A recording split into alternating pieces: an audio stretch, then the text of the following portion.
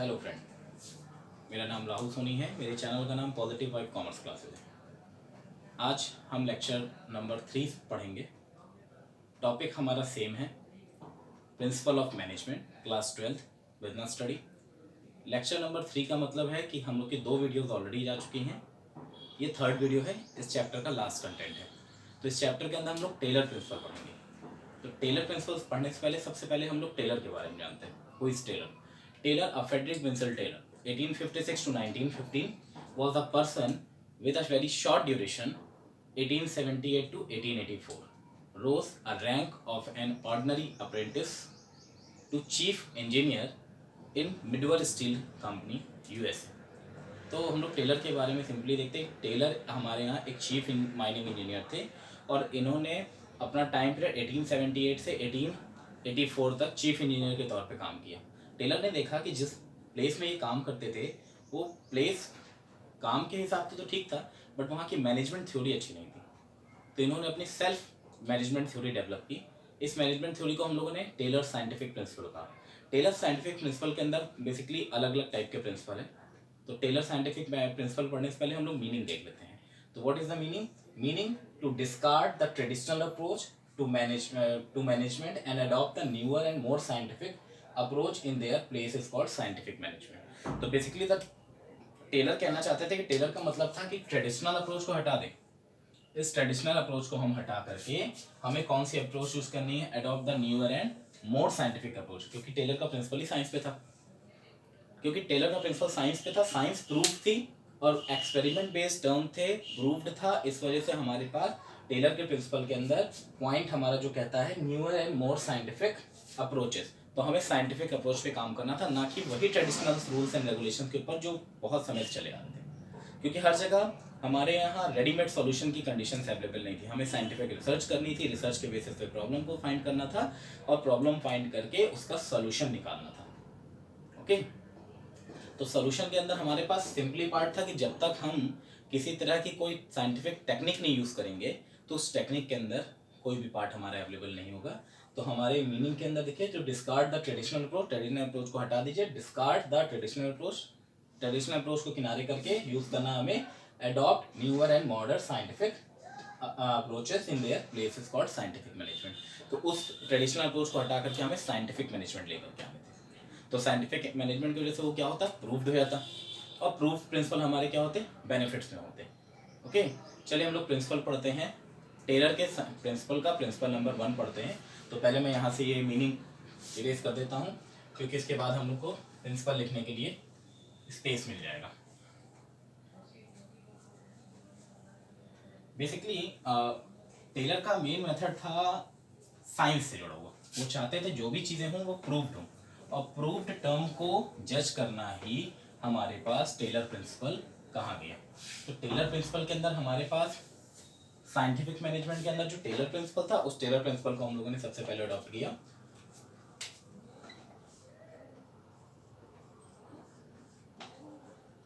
देखो ध्यान दीजिएगा, टेलर हमारा साइंटिफिक प्रिंसिपल है। हाँ, तो टेलर प्रिंसिपल में सबसे पहला प्रिंसिपल है science not rule of thumb. Science not rule of thumb का मतलब है replace the old rule to thumb and approach the hit and miss method. तो बेसिकली हमें ये करना था science not rule of thumb के अंदर कि हमें साइंस को हम लोगों ने रूल ऑफ थंब नहीं कहा। साइंस हर जगह नहीं रख सकती। साइंस जब तक प्रूव ना हो तब तक हम उसे यूज नहीं कर सकते। That should be the scientific study analysis each element of a job in order to replace old one. हर जॉब के अंदर कुछ ना कुछ ओल्ड टेक्निक होगी। तो replace the old rule of thumb approach and hit and miss method. We should be constantly experimenting to develop new techniques which make the work simple, easier and quicker। तो पहला point हमारा इसका क्या मिलता है? Science rule of thumb के अंदर हमें क्या करना है? हमें जो भी मेथड हैं ओल्ड, हमारे जो भी मेथड हैं, इन ओल्ड मेथड को छोड़ करके, इन ओल्ड मेथड को हटा करके, और हमें न्यूअर मेथड डेवलप करने हैं। और ये न्यूअर मेथड हमारे लिए क्या करते हैं? हमारी वर्क को और भी ज़्यादा अच्छा करते हैं, सिंपल करते हैं, ईजियर करते हैं और क्विकर करते हैं। तो इनका पहला पार्ट क्या कह रहा है, सिंपल, दूसरा पार्ट इजी और तीसरा पार्ट क्विकर। तो ध्यान रखिएगा, science not rule of thumb आपका एक क्वेश्चन आता है बोर्ड के अंदर, और ये प्रूफ्ड क्वेश्चन है जो आपको मिलने ही मिलने हैं। तो इस बेसिस के ऊपर हमारा जो प्रिंसिपल होता है, फर्स्ट प्रिंसिपल हमारा क्या है, science not rule of thumb है। तो science not rule of thumb के अंदर हमारे पास प्रिंसिपल के अंदर पहला प्रिंसिपल हमारा कहता है कि ओल्ड मेथड को हमें क्या करना है, रिप्लेस करना है, और ओल्ड रिप्लेस मेथड को यूज करके हमें न्यूअर मेथड को प्लान करना है। ठीक है, तो न्यूअर मेथड हमारे पास क्या क्या होगा, जब कोई न्यूअर मेथड हमारे पास होगा तो मेथड कैसा हो जाएगा, सिंपल, इजी और क्विकर हो जाएगा। ठीक है, तो पॉइंट को जब रीड करिएगा तो आपको ये 3 थिंग्स आपके सामने अवेलेबल होंगी। तो science not rule of thumb के अंदर ये 3 वर्ड्स आपको यूज करने हैं। तो पहला प्रिंसिपल हमारा फिनिश होता है। हम लोग आते हैं प्रिंसिपल नंबर 2 पे। तो प्रिंसिपल नंबर 2 के अंदर हमारे पास कहता है harmony not discard. What is the harmony? Principle number 2, harmony not discard. तो हार्मोनी का मतलब है कि किसी भी तरह का कियोस ना हो, harmony not Discord. Harmony not Discord का मतलब होता है कि इंस्टीट्यूशंस के अंदर जो हमारे पास प्रॉपर पैनल बना हुआ है, प्रॉपर सिस्टम बना हुआ है, जिसके अंदर किसी भी तरह की कोई ऐसी प्रॉब्लम क्रिएट ना हो जिससे कियोस क्रिएट हो, तो वो मेथड हमें यूज़ करना है। हमें अपने इंस्टीट्यूशन की हार्मोनी का डिस्कार्ड नहीं करना, हमें हार्मोनी हमेशा बना के रखनी है। It implied that should B mental revolution of a part. Mental revolution मतलब जैसे हार्मोनी नॉट डिस्कार्ड के अंदर सबसे पहला प्रॉब्लम ये आता है कि हमारे पास 2 क्रिएशंस हमारे पास हैं, पहला है बॉस और दूसरा है एम्प्लॉय।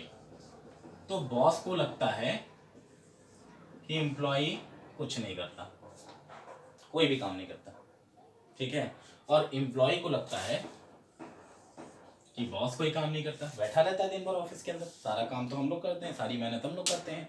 तो इस वजह से क्या होता है, कियोस क्रिएट होता है। तो पॉइंट कह रहा है ना, manager and worker order to respect each other and other rule. तो यहाँ पे क्या करना है, दोनों को क्या करना है, दोनों को एक दूसरे की क्या करनी है, रिस्पेक्ट करनी है। दोनों को एक दूसरे की रिस्पेक्ट करनी है। अगर एक दूसरे की रिस्पेक्ट करेंगे तो कभी भी हार्मोनी डिस्कार्ड नहीं होगा। अगर मान लो हमारा जो मैनेजर है, अगर वो एक बार अप्रिशिएशन दे ही दे एम्प्लॉय को, तो एम्प्लॉय और अच्छा काम करेगा। और अगर हम लोग कहें कि एम्प्लॉय अगर अपने मैनेजर को कह दे नहीं सर बहुत अच्छा काम हो रहा है, हम लोग बहुत अच्छा काम करें आपकी गाइडेंस की वजह से, तो हार्मोनी डिस्कार्ड होनी ही नहीं है। And element any class conflict realise organisation objective. तो किसी भी तरह का क्लास कॉन्फ्लिक्ट हमारे बीच में आना ही नहीं है, वो क्लास कॉन्फ्लिक्ट वहीं खत्म हो जाएगा। हार्मोनी नॉट डिस्कार्ड का पार्ट हमारे पास वहाँ से क्लियर हो जाएगा, हमें किसी तरह की कोई प्रॉब्लम नहीं होगी। तो पॉइंट ध्यान दीजिएगा, यहाँ पे बेसिकली ऑर्गेनाइजेशन में टॉप लेवल और लोअर लेवल के बीच के अंदर हमेशा कियोस क्रिएट होता है। किसी तरह के इश्यूज की वजह से हो सकता है कि हार्मोनी डिस्कार्ड हो जाए और ऑर्गेनाइजेशन गोल अचीव ना हो पाए। ओके, तो इसमें सिंपली ये ध्यान देना है कि जब हार्मोनी नॉट डिस्कार्ड पढ़ना है तो उसके बाद हमारे पास बॉस एम्प्लॉय या top level lower level, top level middle level lower level, इसके बीच में रिलेशन सेटअप करिएगा। पॉइंट नंबर 3 हमारे पास, हम लोग के 2 प्रिंसिपल हो गए हैं, ठीक है। प्रिंसिपल नंबर 3 हमारा कहता है कोऑपरेशन नॉट इंडिविजुअल। तो कोऑपरेशन, रूल नंबर 3 कह रहे हैं cooperation not individualism,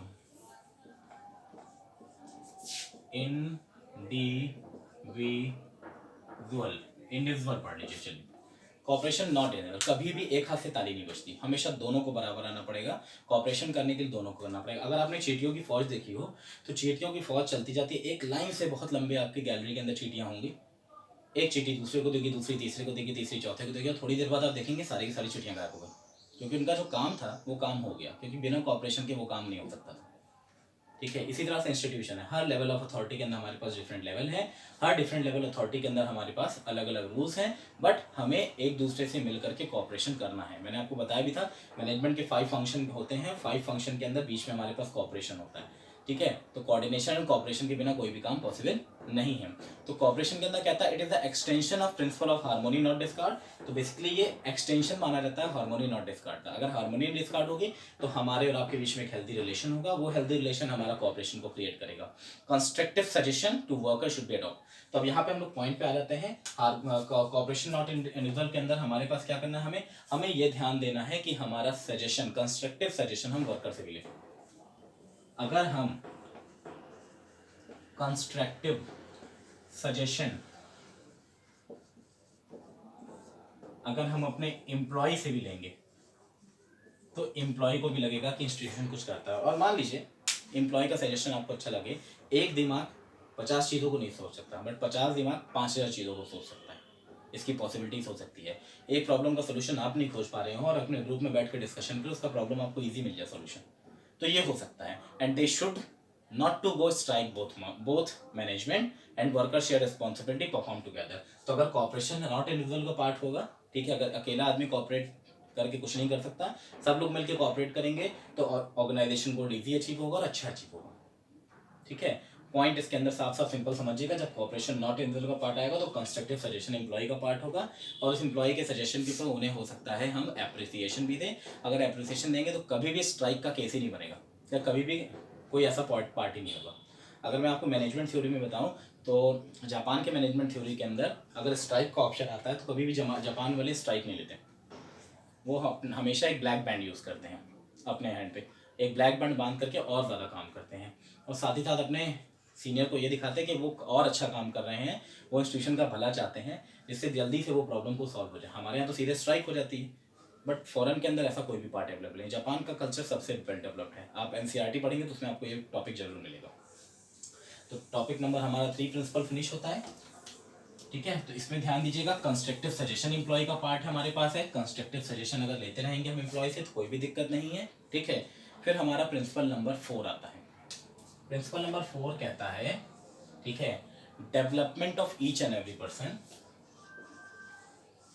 development of each and, देखिए पॉइंट दीजिए, देखिएगा सुनिएगा, development of each and every person, each and every person.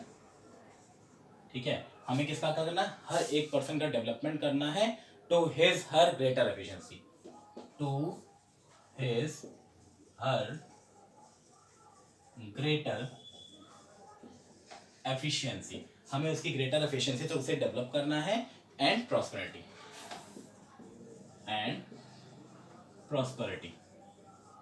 तो हमें कोशिश करनी है कि उसके हर एक लेवल तक हम उसे डेवलप करें। तो सिंपली पॉइंट कहता है organisation after the scientific selection assignment.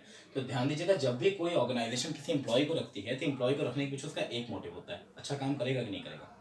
ठीक है, अच्छा काम करेगा, हम उसके सारे के सारे मेथड्स को यूज़ कर लेते हैं, उसका हम डेमो लेते हैं, उसका हम जो है इंटरव्यू लेते हैं, उसका रिटर्न लेते हैं। हर काम करने के बाद जब हम उसे रखते हैं तो हम मानते हैं कि वो काम कर सकता है। ठीक है, तो हमें ध्यान देना है उसकी कॉम्पिटेंसी पे, उसकी कॉम्पिटेंसी है कि नहीं काम करना। हमने कॉम्पिटेंसी देख ली, एम्प्लॉय को रख लिया, work suited to their temperament and ability, तो काम भी उसके टेम्परामेंट और एबिलिटी के हिसाब से उसको दिया जाए। ऐसा नहीं कि हर काम हर एक इंसान कर लेगा, कुछ स्पेसिफिक काम करने के लिए कुछ स्पेसिफिक पर्सन ही होते हैं। तो हमें ध्यान देना है कि उस पर्टिकुलर पर्सन को उससे जुड़ा हुआ ही काम दे।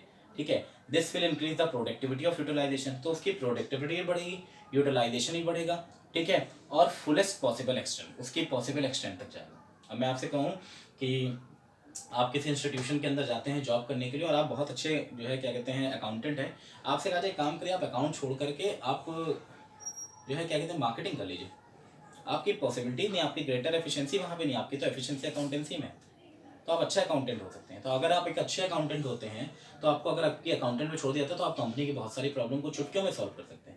तो हर एम्प्लॉय को जब आप काम पे रखते हैं तो उसकी ग्रेटर एफिशिएंसी को चेक करके रखते हैं। तो ध्यान दीजिए, उस पर्सन को उस तरह का ही काम प्रोवाइड करें जिस तरह का काम वो कर सकता है, जिससे उसकी ग्रेटर एफिशिएंसी उसके काम को और भी अच्छा करे। ठीक है, तो क्योंकि लगातार वो उस काम को करता रहेगा, तो जब लगातार उस काम को करता रहेगा तो उसकी एफिशिएंसी बढ़ती जाएगी। जैसे आपके घर में मदर खाना बनाती हैं, अच्छा ठीक है, तो डेली वो खाना बनाती हैं, इसलिए उन्हें खाना बनाने में कम टाइम लगता है, क्वालिटी वर्क होता है। ठीक है, और आपका टास्क भी पूरा मिनिमम कॉस्ट के अंदर मैक्सिमम बेनिफिट। और अगर उसी जगह आपको या हमें खाना बनाने बोला जाए या आपके फादर को, नो डाउट हम लोग अच्छा बना लेंगे, बट वो जो रिसोर्स का अरेंजमेंट है, जो क्वालिटी अरेंजमेंट है, वो हम उसे नहीं दे पाएंगे, वो पॉसिबिलिटीज हम नहीं दे पाएंगे, क्योंकि हम तो कभी कभी करने वाले हैं ना।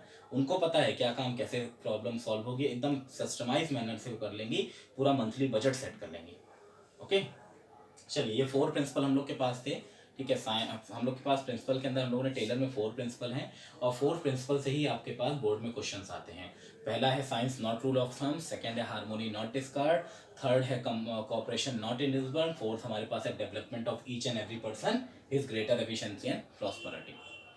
ठीक है, ये 4 प्रिंसिपल हम लोग के प्रिंसिपल ऑफ मैनेजमेंट हमारे किसके हैं, टेलर्स के।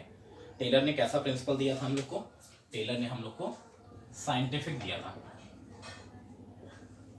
साइंटिफिक प्रिंसिपल दिया था टेलर ने हम लोग को। ठीक, चलिए पॉइंट पे हम लोग आते हैं, टेक्निक्स को पढ़ते हैं। ठीक है, तो टेक्निक के बेसिस के ऊपर हम लोग डिस्कशन करते हैं। मैं इसे रेस कर दे रहा हूँ, कुछ रफ की जरूरत पड़ेगी तो बोर्ड पे चाहिए रहेगा। तो टेक्निक के अंदर हमारे पास पहली टेक्निक क्या कहती है, टेक्निक हमारी फर्स्ट कहती है क्या कहते हैं, functional foremanship. Functional foremanship is a technique in which planning execution separated. There are the 2 department and each department having a 4 professional expert. तो देखो मैंने यहाँ बनाया भी है। तो हम लोगों ने क्या किया है, फंक्शनल फोरमैनशिप के अंदर हमने ये फंक्शनल फोरमैनशिप के अंदर देखिए 2 बने हैं, एक एक्सपर्ट बना है प्लानिंग, एक एक्सपर्ट बना है प्रोडक्शन। तो प्लानिंग में हमारे पास route, instruction, card clerk, time and cost clerk, disciplinaries. ठीक, और यहाँ पे है gang boss, speed boss, repair boss और इंस्पेक्टर। ठीक है, हम 8 के बारे में हम लोग शॉर्ट पॉइंट्स को हम लोग देखेंगे। ठीक है, तो इस पॉइंट का सबसे पहला पार्ट है हमारे पास रूट क्लर्क का। Route clerk specify the exactly sequence of the route to production. तो हमें रूट क्लर्क का काम है कि वो स्पेसिफिक रूट बनाए कि काम किस तरह से होगा। फॉलोइंग एग्जाम्पल के अंदर, ठीक है, अगर मैं कहूँ raw material department, manufacturing department, warehouse department, sorry packing department, warehouse department, sales department, तो ये रूट बन गया। ठीक है, रॉ मटेरियल, मैन्युफैक्चरिंग, हमारे पास पैकिंग डिपार्टमेंट, वेयरहाउसिंग डिपार्टमेंट और sales department, this is called a route, जिससे कि कोई भी काम का क्योस नहीं होगा। ठीक है, इजी वो काम हो सकता है। ठीक है, सेकंड नंबर पॉइंट हमारे पास है instruction and card clerk. Instruction and card clerk, तो इंस्ट्रक्शन कार्ड क्लर्क का काम क्या है, इसका रिस्पॉन्सिबिलिटी है ड्राफ्टिंग करना इंस्ट्रक्शन का। मतलब एक वर्कर्स को किस तरह के इंस्ट्रक्शन है, काम किस तरह से होना चाहिए, कितना होना चाहिए, कितना मिनिमम कॉस्ट लगे, काम कब तक पूरा हो जाएगा, इन सब का एक प्रॉपर इंस्ट्रक्शन उसे देना है काम करने का। तो ये पूरा इंस्ट्रक्शन प्रोवाइड करेगा। ठीक है, थर्ड आता है time and cost clerk. Time and cost clerk का काम है कि ये जो काम दिया गया है ये प्रॉपरली टाइमली कंप्लीट हो जाए और ये मिनिमम कॉस्ट में हो, मिनिमम कॉस्ट में हो। काम तो पूरा हो जाएगा, समय पे भी पूरा हो जाएगा, अगर कॉस्ट मिनिमाइज नहीं हुई तो बेकार है। एक्स्ट्रा कॉस्ट अगर काम किया तो इफेक्टिव और एफिशिएंसी का वर्क ही खत्म हो जाएगा। ठीक है, फिर हमारे पास आता है, ठीक है, देखिए रूट हो गया, इंस्ट्रक्शंस हो गया, ठीक है, टाइम एंड कॉस्ट में, डिसिप्लिनरीज में आते हैं। डिसिप्लिनरीज बेसिकली हमारे पास होता है रूल्स एंड रेगुलेशंस को बनाने वाला। ठीक है, तो डिसिप्लिनरीज के अंदर हमारे पास पॉइंट कह रहा है, डिसिप्लिन वाले का काम है कि प्रॉपर इंस्टीट्यूशन में डिसिप्लिन बना रहे, रूल्स रेगुलेशन फॉलो हो और इस रूल रेगुलेशन के बेसिस पे हमारे वर्कर काम करते रहे। ठीक, अब आते हैं हम लोग point number department number 2, expert production में आते हैं। एक्सपर्ट प्रोडक्शन में सबसे पहला हमारा है गैंग बॉस। गैंग बॉस का क्या काम है, is responsible to keeping the tools. इसका मेन काम है टूल्स वगैरह को सेट करना। तो इसका मेन काम ये क्या करता है, अपने टूल्स वगैरह को सब सेटअप करके रखेगा। ठीक है, तो ये प्रॉपर सीक्वेंस के अंदर टूल्स है, मशीनरी है, इसे रेडी करेगा। फिर आता है स्पीड बॉस। स्पीड बॉस क्या चेक करेगा कि जो काम करने की स्पीड है, ठीक है, ये स्पीड टाइमली और एक्यूरेटली कंप्लीट है, ये टाइमली और एक्यूरेटली कंप्लीट हो रही है कि नहीं हो रही है। ऐसा तो नहीं कि एक्यूरेटली कंप्लीट नहीं हो रही है, क्योंकि टाइम पे कंप्लीट नहीं हुआ तो टारगेट पूरा नहीं होगा।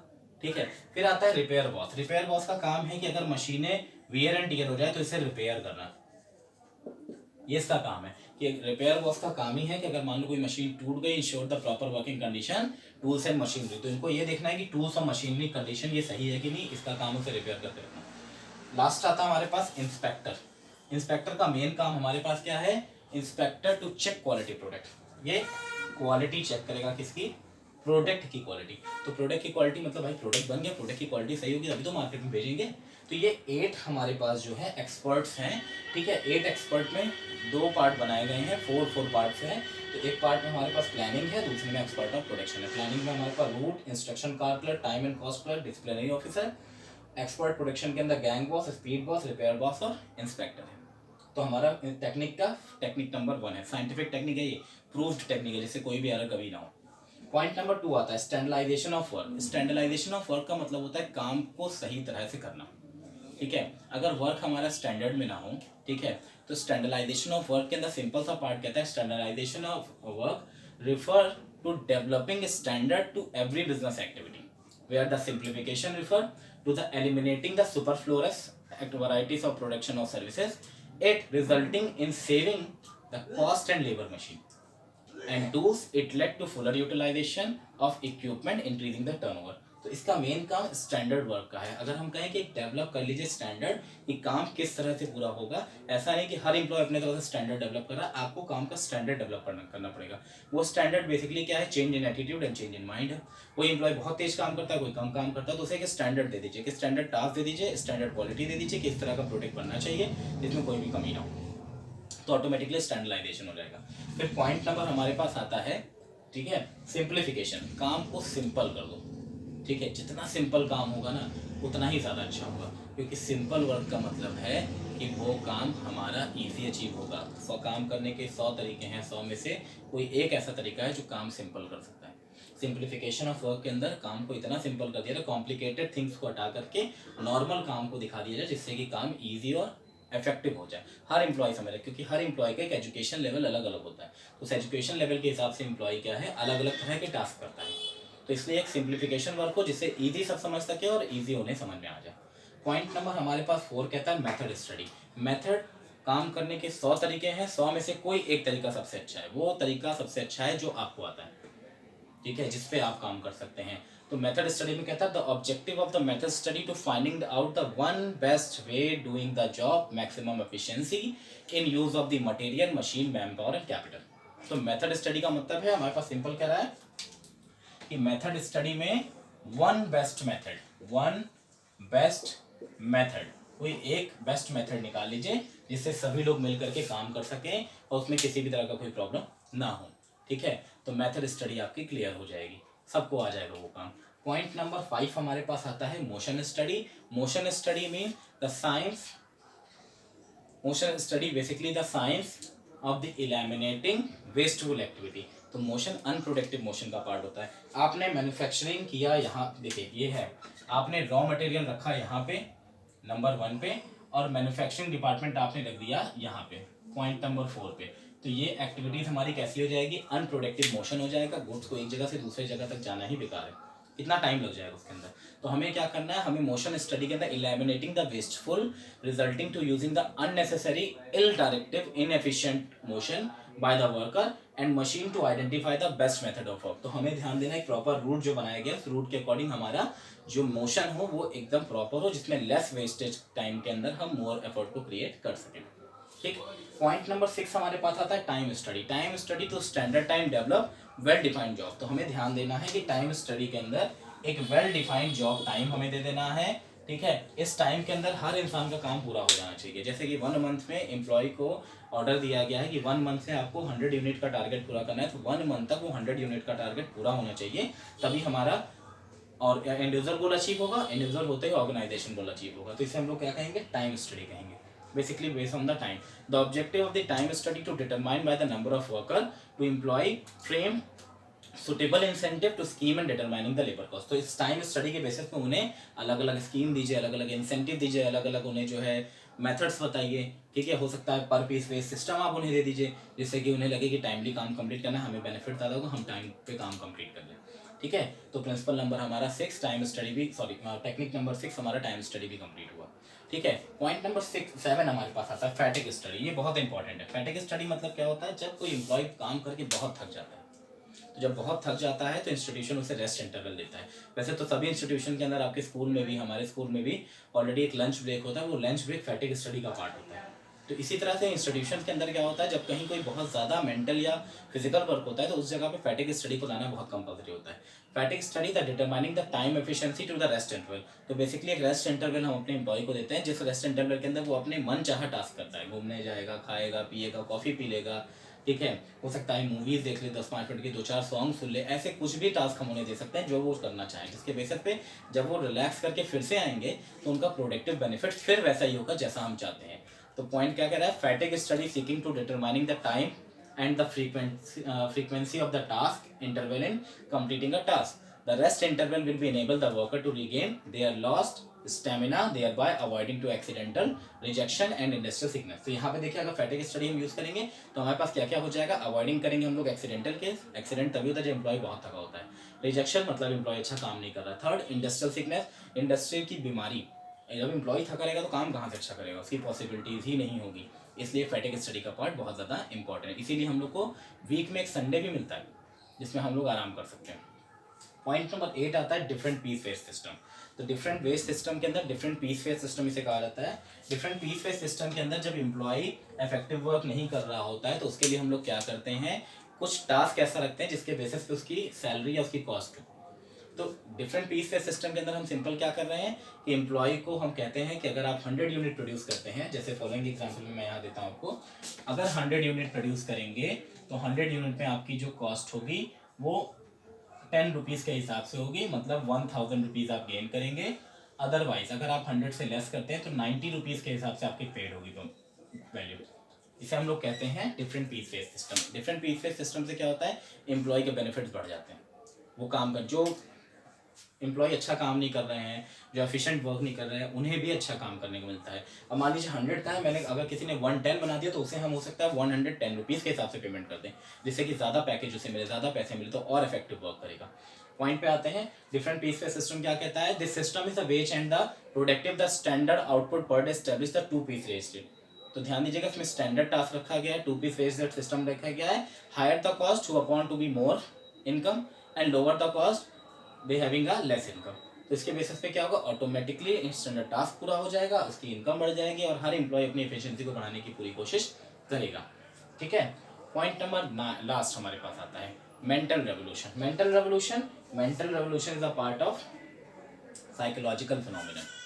तो बेसिकली मेंटल रेवोल्यूशन क्या कहता है, change in the mental outlook. हमें मेंटल आउटलुक दोनों का चेंज करना है, एम्प्लॉय का भी चेंज करना है और साथ ही साथ हमारे पास बॉस का भी चेंज करना है, ठीक है, जिससे कोऑपरेशन हो सके। It involve the completely change in mental outlook and attitude of the worker to management toward one another for completion of the cooperation. This management should be create the pleasant working management condition to workers should work with devotions loyalty instead of the fighting over distribution of profit they must focus attention to increasing profit।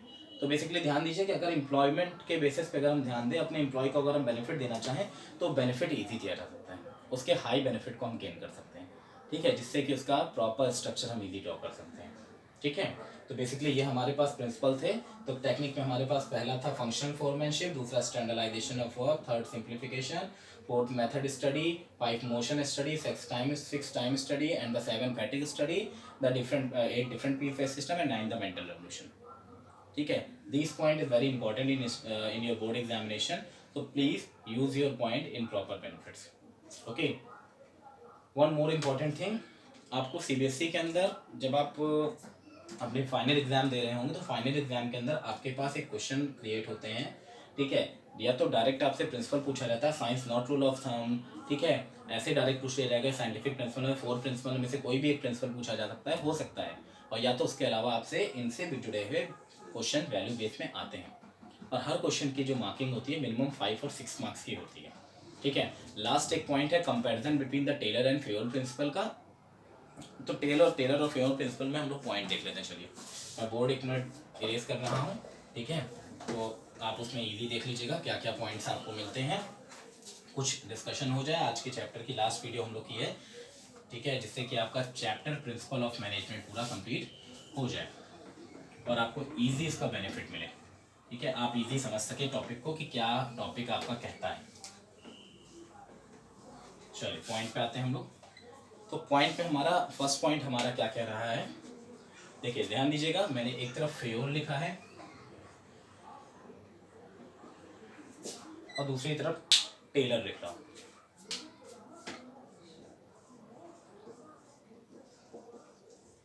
ठीक है। तो point number 1 हमारा क्या कहता है, point number 1 कहता है हमारा पर्सपेक्टिव। तो टेलर हमारा पर्सपेक्टिव है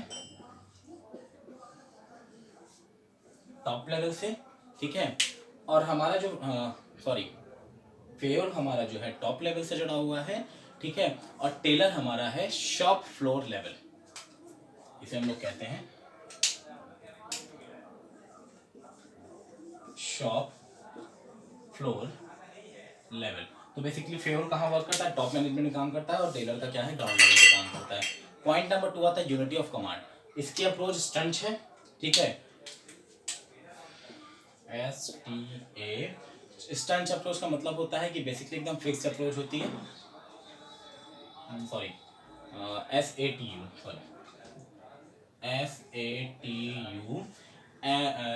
MCH स्टंच अप्रोच।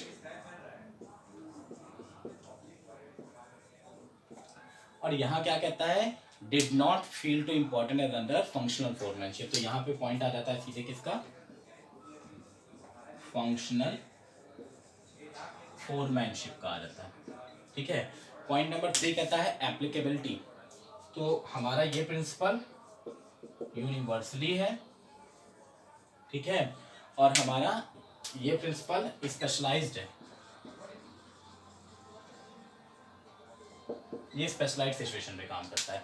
अगर हम बेसिस ऑफ फॉर्मेशन देखें तो बेसिस ऑफ फॉर्मेशन ये कैसा है, पर्सनल एक्सपीरियंस है, ठीक है, और अगर इसका देखें तो ऑब्जर्वेशन और एक्सपेरिमेंटेशन है, ऑब्जर्वेशन एंड एक्सपेरिमेंटेशन, ठीक है। फोकस, पॉइंट नंबर आता है फोकस। तो फोकस पे क्या है, ये एडमिनिस्ट्रेटिव फोकस करता है,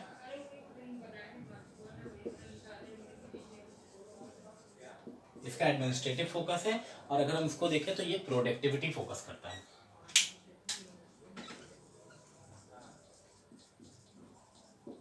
ठीक है। पर्सनैलिटी इसकी प्रैक्टिशनर है, ठीक है, और अगर इसकी देखें तो ये साइंटिफिक है, क्योंकि हमने अभी पढ़ा ना हम लोगों ने, साइंटिफिक अप्रोच है, ठीक है। लास्ट पॉइंट आता है एक्सप्रेशन। एक्सप्रेशन में हमारे पास कहता है जनरल थ्योरी, पढ़ा भी था हम लोगों ने, तो principle of management general theory है, ठीक है, और इसके बेसिस पे देखें तो ये क्या है, एक्सपेरिमेंट है, ठीक है। आपके एनसीईआरटी वैल्यू बेस में आपको ये क्वेश्चन मिल जाएंगे, और अगर हम लोग डायरेक्टली देखें तो ये हमारे पास 3 4 5 6 7 1 2 3 4 5 6 7, ठीक है। ये 7 पॉइंट्स आपको देखने को मिलेंगे, और ये 7 पॉइंट बहुत इंपॉर्टेंट है आपके एग्जामिनेशन में। Maximum time comparison between Taylor and Fayol principle का भी क्वेश्चन आता है, ठीक है। तो इजी ये क्वेश्चन आपको मिल जाएंगे, ठीक है। टॉपिक का ध्यान दीजिएगा, ठीक है, टॉपिक बहुत सिंपल है। अगर आपको कोई भी क्वेरी हो तो मुझसे पूछ सकते हैं। आपको अगर मेरी वीडियो अच्छी लगी हो तो लाइक, शेयर, कमेंट, सब्सक्राइब ज़रूर कर लें, बेल आइकन दबा लें, जिससे कि मेरे अपडेट्स वीडियो आपको मिलते रहें, ठीक है। और मैं आपको बीच बीच में, अभी इस चैप्टर खत्म होने के बाद हम लोग नेक्स्ट चैप्टर जो स्टडी करेंगे वो हमारा चैप्टर 12 होगा, मैक्रो इकोनॉमिक्स या इंडियन बैंक चैप्टर होगा, ठीक है। तो मैं आपको प्रॉपरली चैप्टर देते रहूँगा, और जब बीच में आपको मैं इन चैप्टर्स के एक वैल्यू बेस्ड क्वेश्चंस का भी एक आपको मैं टॉपिक दूंगा, ठीक है, जिससे कि मैं आपको ईजीएस्ट क्वेश्चन को समझा सकूँ, वैल्यू बेस्ड क्वेश्चंस कैसे आते हैं वैसे देख सकें, ठीक है। चैप्टर हमारा था प्रिंसिपल ऑफ मैनेजमेंट, ठीक है, और प्रिंसिपल ऑफ मैनेजमेंट के सारे टॉपिक खत्म होते हैं, ठीक है। Thank you.